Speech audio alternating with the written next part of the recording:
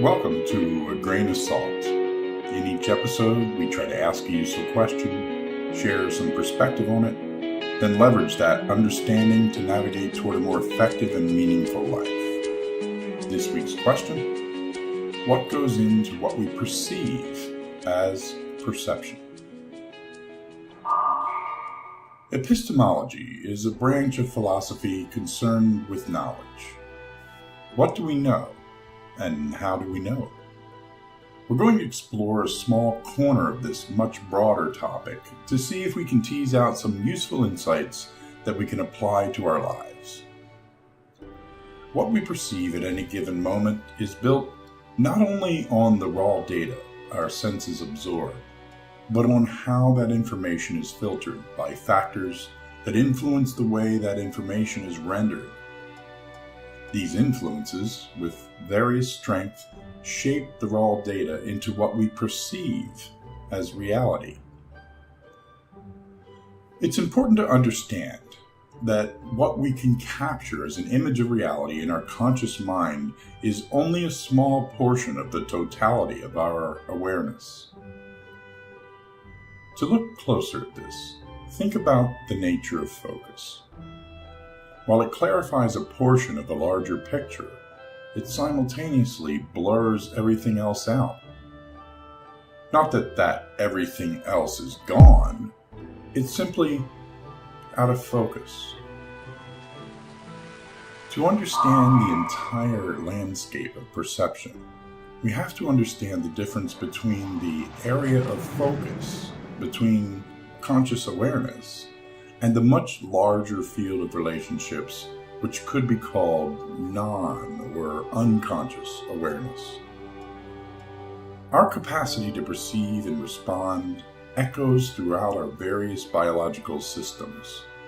Our cells have an active perception and response life, as do many of our other biological systems, like our immune and autonomic nervous systems, or endocrine and cell signaling systems.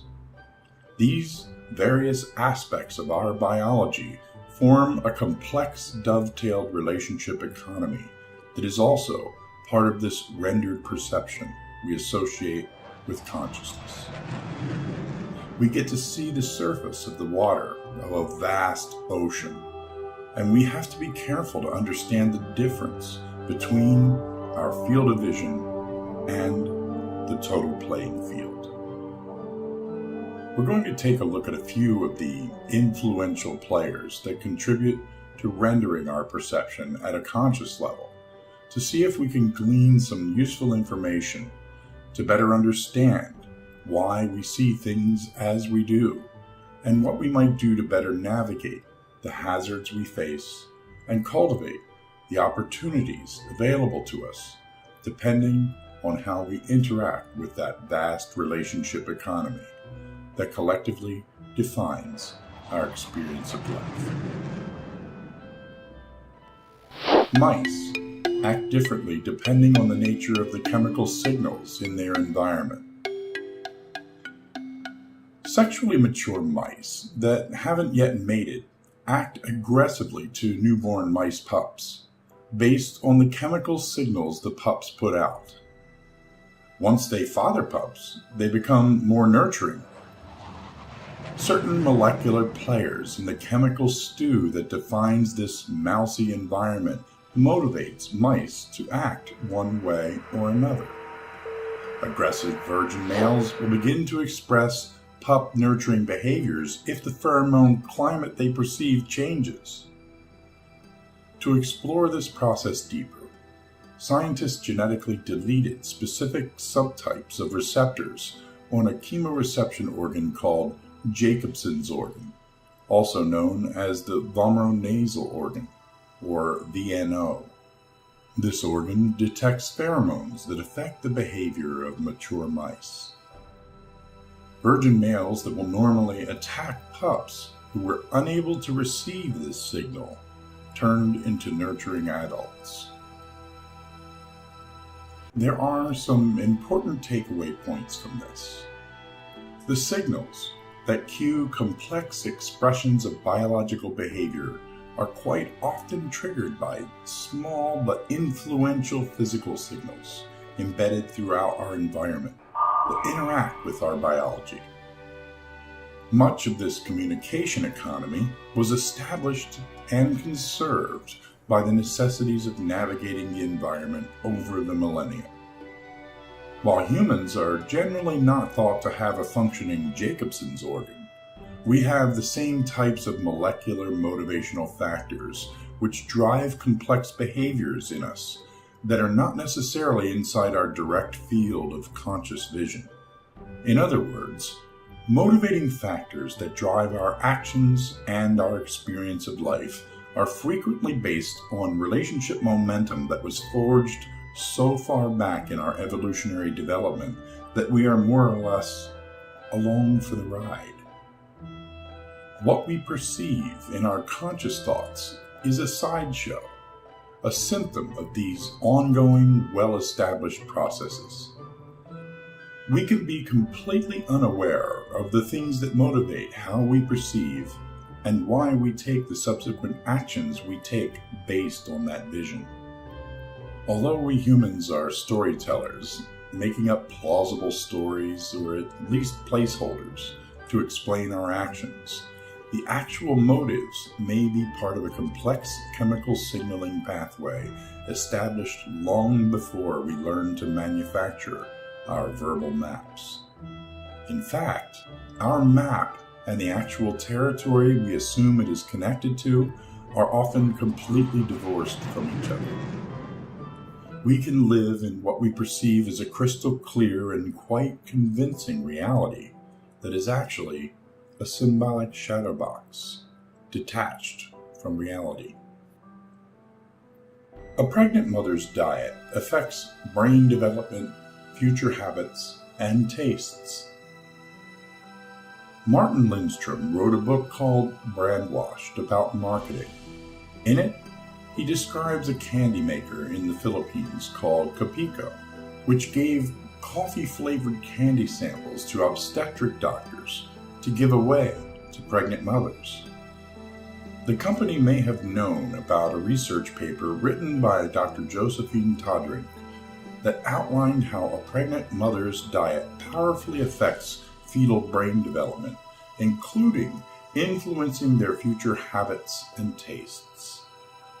In what may have been a stroke of parasitic genius or coincidence, Copico's sales increased as these babies were born, to the point where a mere 4 years after this campaign launched, it became the third largest brand in the Philippines.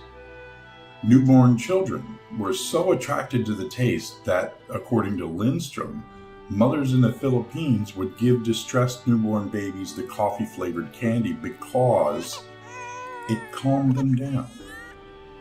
Here are some takeaway factors. What we're attracted to or repulsed by is often a matter of influences that were introduced by way of environmental happenstance. We're not necessarily consciously aware of the many motivators that operate beneath the surface to steer both our perceptions and our actions. The superficial castle of words we use to describe what we understand about our world may look convincing, but that doesn't mean that it's accurate. Our map may not bear any resemblance to the territory. The emotional impact of our experience determines the relative strength of how the experience will reverberate through our biology over time. Some people with post-traumatic stress disorder literally relive the memories of trauma through flashbacks. Some relive them through nightmares. Still others relive them by responding out of proportion to current situations. And still more blend their current situation into a reflection of that trauma in elaborate ways. In all cases, PTSD sufferers behave as if what is going on is the same as what happened.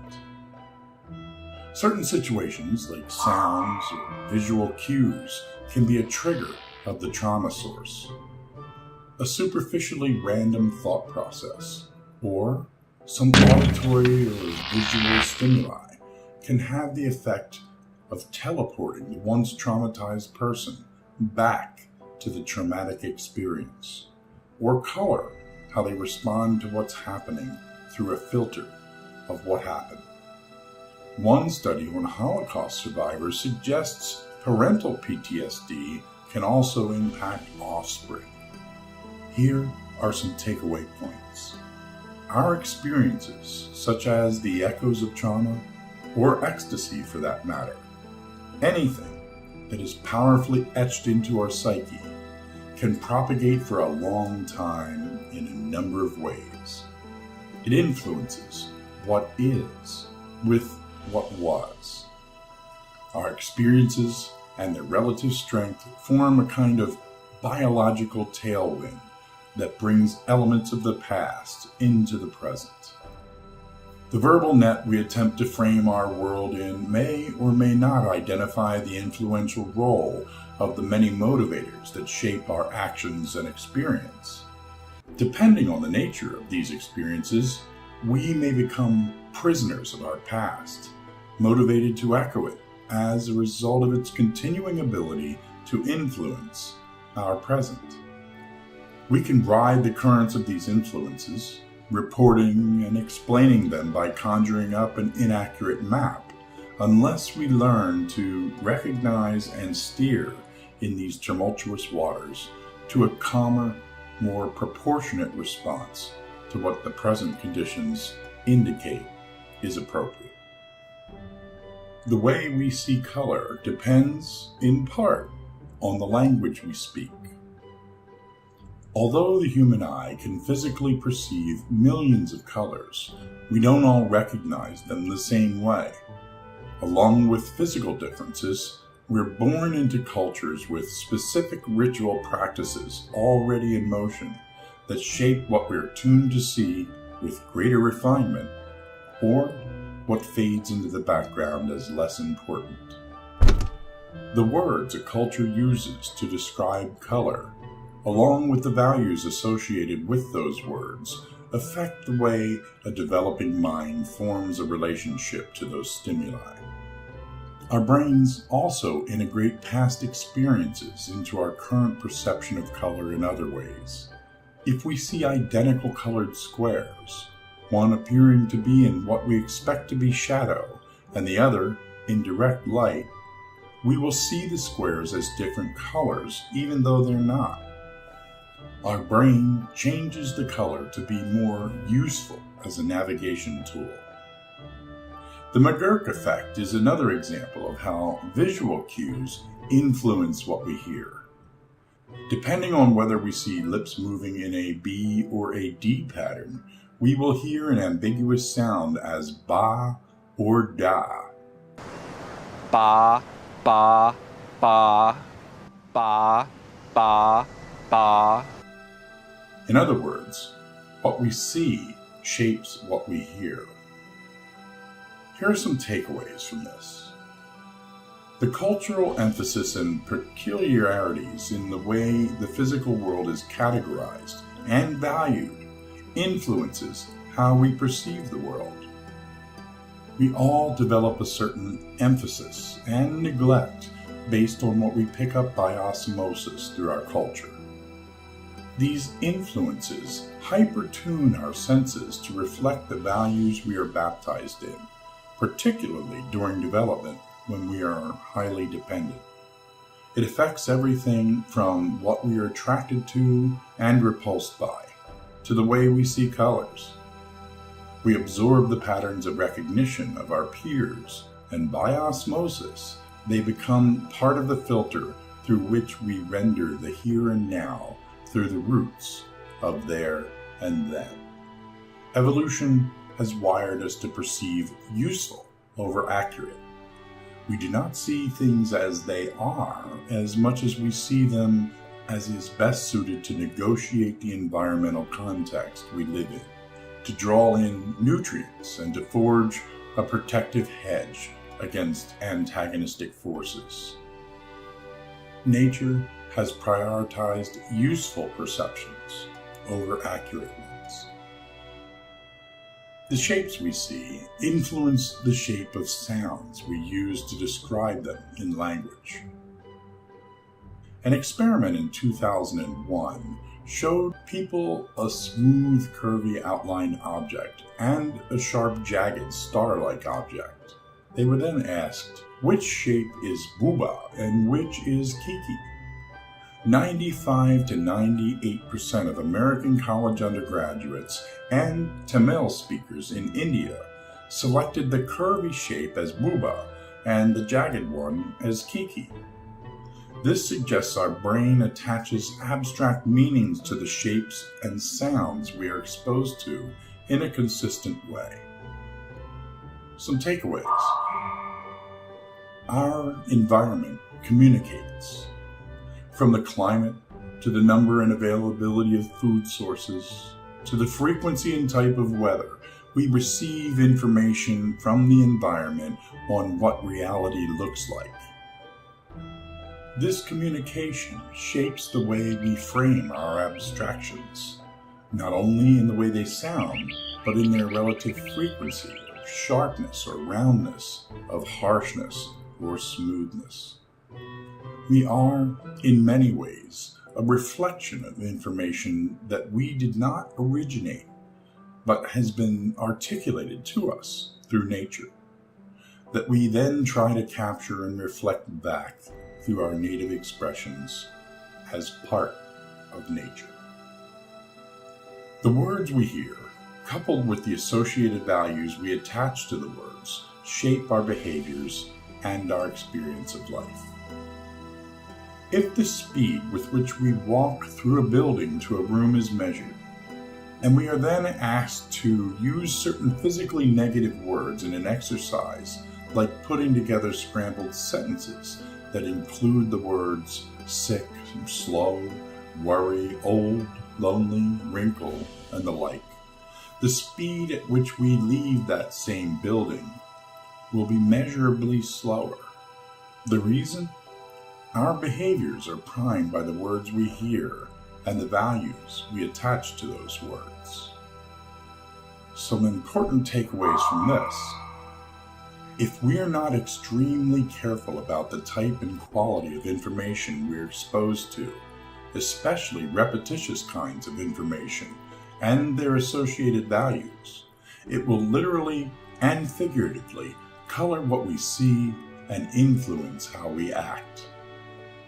Over an extended period, this can have a number of cumulative effects on our personality, our health, and the nature of the relationships we forge, and by extension, how we experience life. With regular exposure to certain ideas, we can begin seeing reality through a lens colored by those ideas. We can take that rendering for reality itself rather than have the ability to compensate for the bias and become governed by a distorted navigator. Even more, we may act on these images as if they're real, because from a biological perspective, they're indistinguishable from reality. This factor may be the kernel of truth in the expression, perception is reality. Our brains synchronize during a conversation. When adults are engaged in joint play with infants, the adult's brain shows similar bursts of high-frequency activity that are coordinated with their baby's attention patterns, not their own. Adult brains track and respond to an infant's looking behavior, and whenever the parent's brain is more responsive to the child also sustains their attention for longer. Our brains synchronize during a conversation.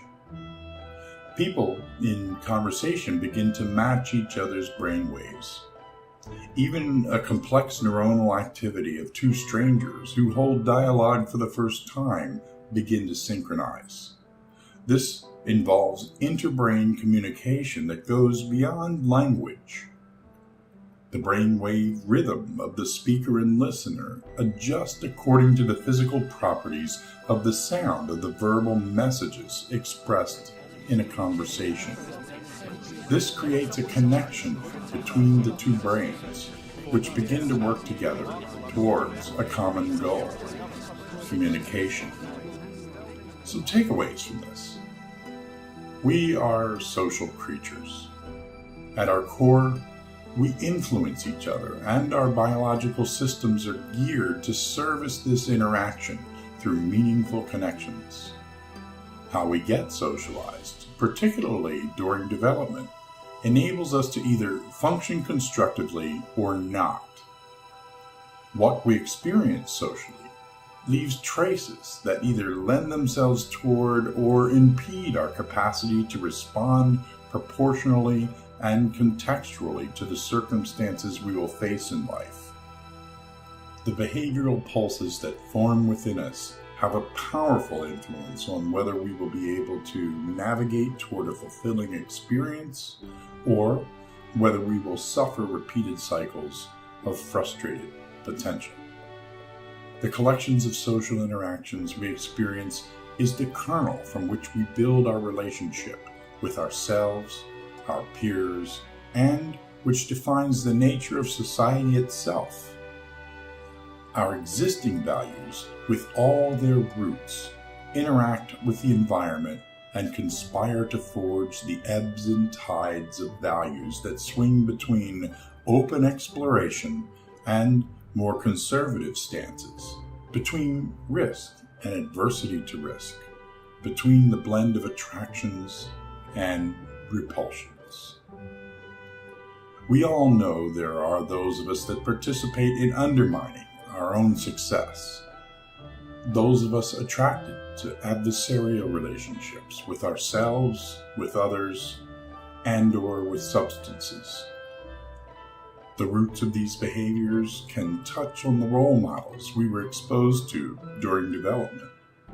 Whether or not we were reassured with social nourishment or starved can shape the reverberating echoes of behavior that will define our experience over a lifetime.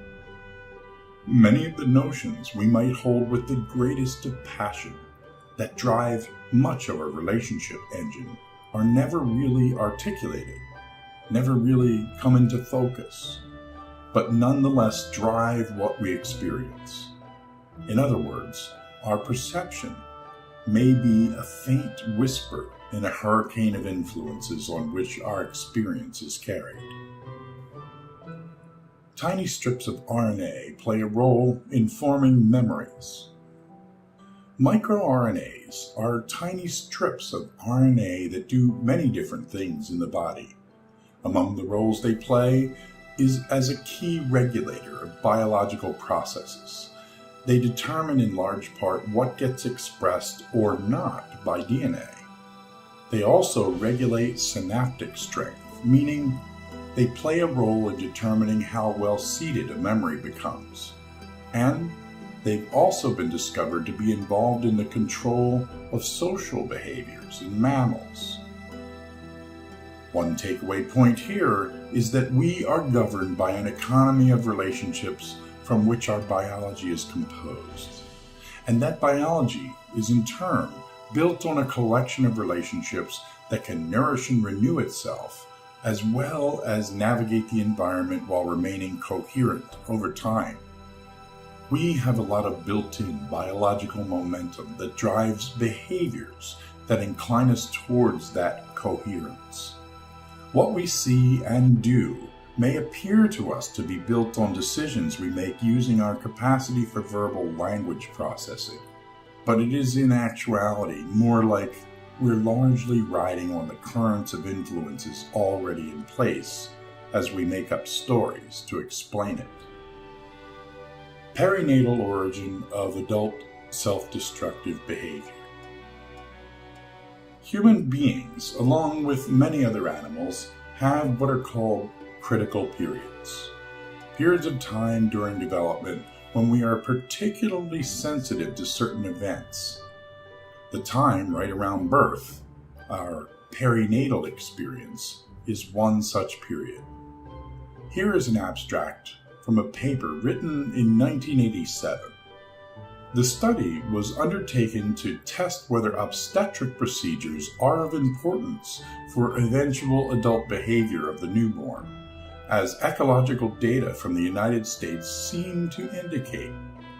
Birth record data were gathered for 412 forensic victims comprising suicides, alcoholics, and drug addicts born in Stockholm after 1940 and who died there between 1978 and 1984. The births of the victims were unevenly distributed among 6 hospitals. Comparison with 2,901 controls and mutual comparison of categories showed that suicides involving asphyxiation were closely associated with asphyxia at birth. Suicides by violent mechanical means were associated with mechanical birth trauma, and drug addiction was associated with opiate and/or barbiturate administration to mothers during labor. Irrespective of the mechanism transferring the birth trauma to adulthood, which might be analogous to imprinting, the results showed that obstetric procedures should be carefully evaluated and possibly modified to prevent eventual self-destructive behavior. While the events that happen to us in and around birth may not be directly causal, as is indicated by this abstract, they certainly do appear to be influential definers of the way we express ourselves from that point forward. Here are some takeaways. The droplets of experience that define us are often forgotten, but that doesn't mean they are not present in some unrecognized form. What we hold in memory is a scant token of an otherwise far more powerful motivational current. What we think, who we are, and the ultimate experiences we conspire to cultivate through our lives have motivators that are outside our conscious field of vision. We are, at best, peeping through a keyhole at a partial picture. Many of us are simply story makers, projecting meaning onto chaos, deluded to believe we have some volition, but actually playing out the script written for us long before we captured our first idea in an abstract net of words. Conclusions. The individual experiences we all have shape what it is we bring to the table as we perceive the current situation. And the map of reality we render is not a direct, unaltered image of that reality.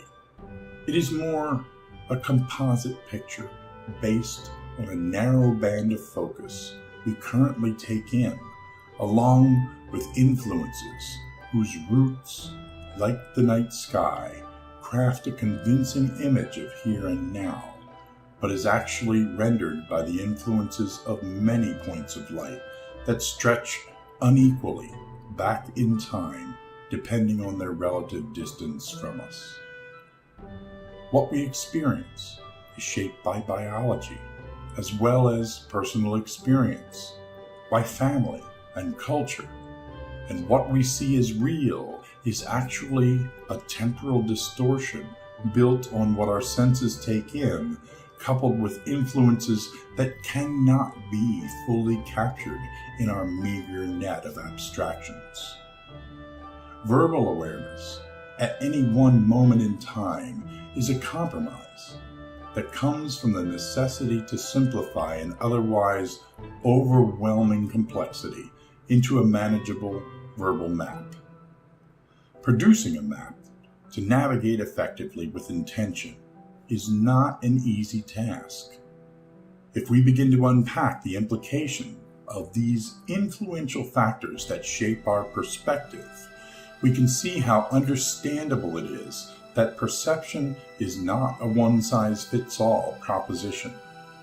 Our varied views in and among ourselves stem from varied sources, each influencing others like intersecting ripples in a pond, and any one perspective at any given point in time is a snapshot of a vast ongoing process that cannot be accurately contained within that particular frame. At best, our words can point to the larger picture of opaque and scattered light which, if useful as a map, can contribute to our flourishing. In the absence of this vision and these intentional acts, we are left to drift on the whim of happenstance. We play a significant role in shaping our experiences through our expectations. And these expectations appear to be rooted in the echoes of events etched with various depths onto what we perceive as identity. We have a sort of experiential reverberation mechanism built on a nested array of influences we carry from our past into our present.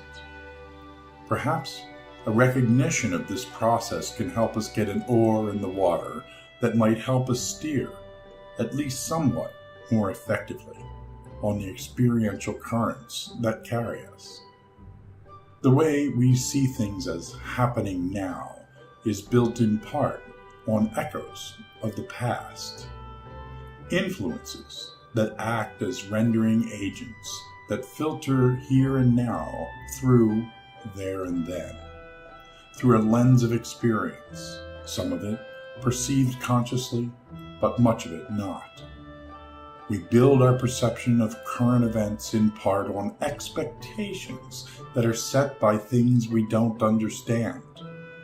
This blend of hidden elements and forces that conspire to motivate our actions, along with the not necessarily accurate map of the known through which we navigate, is the underlying cause for how we can cultivate the very things that harm us, missing our own role in farming the outcome. Some of us cultivate toxic relationships, throwing ourselves out like furniture, attempting to service every narcissistic whim in the hopes of being accepted on the one hand, while experiencing the agonizing pain and resentment of not being loved by the people to whom so much dedication is devoted on the other. If we begin to understand and harness what we drag into our current context from the past, we can begin to play a more influential role in determining what it is we experience. We can move from a spectator role to that of a participant. We can do this by way of who we choose to expose ourselves to, through the media choices we make, and by way of the thoughts and behaviors we discipline ourselves to ritualize. All of these have had and will continue to have an impact both inward and outward. We can begin to become agents of the kind of world we would like to live in by aligning and strengthening the voice we have in this collective choir to shape our experience.